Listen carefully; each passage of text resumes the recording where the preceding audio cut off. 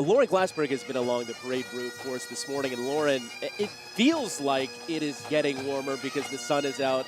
I know the wind is kicking up, but you have a special guest. Who do we have? No wind right now. No, we have somebody better than the wind. We have the ambassador, the Italian ambassador to the United States, Mariangela Zappia.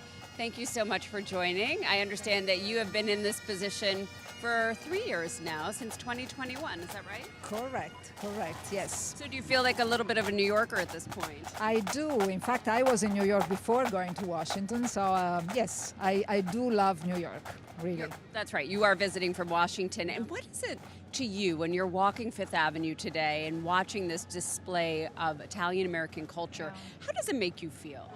Very proud, really very proud. You know, this Italian-American community, 17 million people in the U.S., it's a big strength.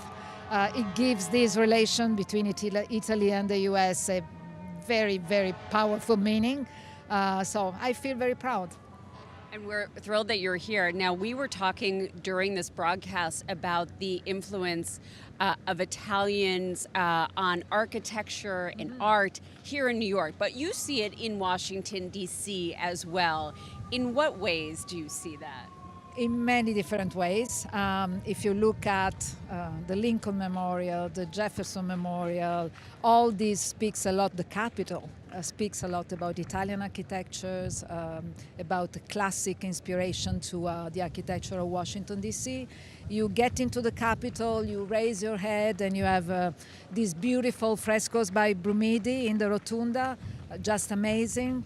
The Lincoln Memorial was really sculpted, literally, by Italian sculptor, the Fratelli Piccirilli, as the lions in the public library here. Of course, on Fifth Avenue. Yes, so there are traces of, Italian architectures, Italian beauty, everywhere in the U.S., Washington in particular, but look at New York, also more contemporary.